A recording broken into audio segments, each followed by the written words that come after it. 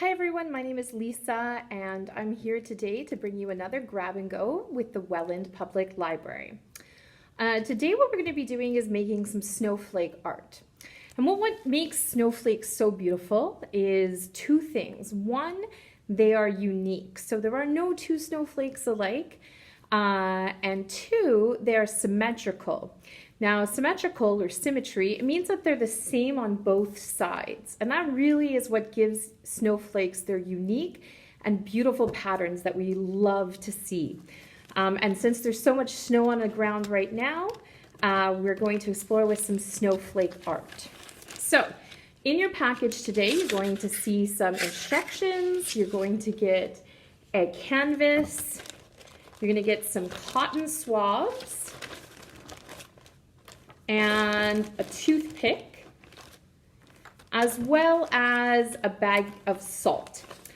And you're going to need from home, if you don't want to use the cotton swabs, you can use a paintbrush, you can use a a pencil, and we're going to need some glue, as well as some food coloring, and a ruler. And if you don't have a ruler, you can use a straight edge of any book that you have at home. Is perfect to do if you don't have a ruler handy. And what you're going to do first is you're going to take your canvas and you're just going to paint this blue. So the way that I did it was I got some of my food coloring out, I put it in a little palette, and you can put it in a little cup or whatever your adult says that you're allowed to use. Put 2 drops of food coloring in and then add a lot more water, and then you'll be able to paint it on, either with your paintbrush or your cotton swab. Either will work fine.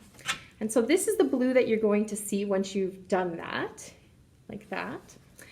And then you're going to let that dry. So your board may curl up a little bit as it's wet, and then once it's dry, it's going to go flat again. So I gave mine about 5 minutes to dry because we're not using anything too wet. But if it's still too wet, you're going to want to wait as long as you need be. And then you're going to take your pencil and you're going to draw some snowflakes on your board.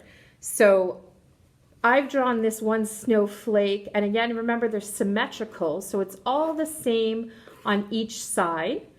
And then what I'm going to do after I draw it, and I used a ruler to make the line straight, then I'm going to take my glue and I'm going to run it down the lines like this,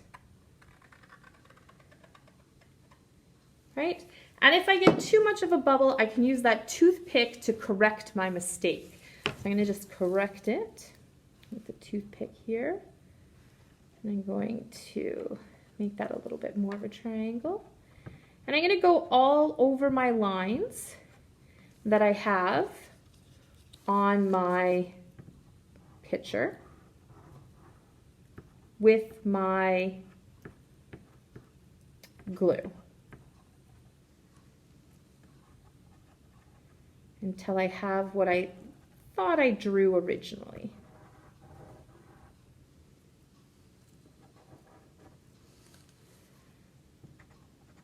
Now you'll definitely need white glue for this.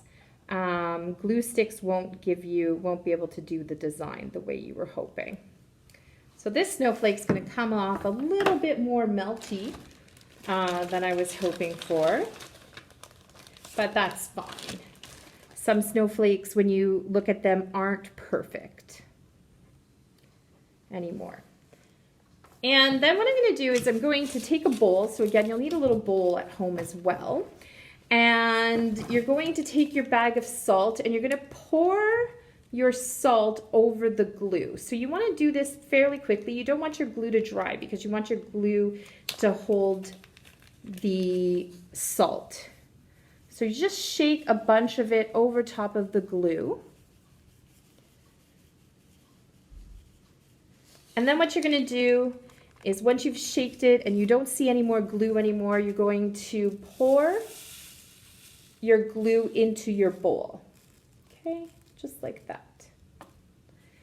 And then you're going to see something like this. So you can leave it like that, but to me the fun part of this art project is to use the food coloring to paint a picture or paint in the snowflake. So last time I did purple, this time I'm going to use red, and I will dilute it with some water again. So dilute means to take, to change the color a bit by adding something clear. So in this case, we're adding some water. And when we add the water, it won't be quite as dominant red. It's going to be more pink in color, although still quite red. And then I'm going to take my paintbrush and paint over the salt. Put this book down like this. And when you're painting it on the salt, you're going to see that the color will just brush out all over the salt in a really unique way. And you're going to continue that on until you're all done. And you might want to give it a couple of seconds for your salt to dry to the glue before you start to paint.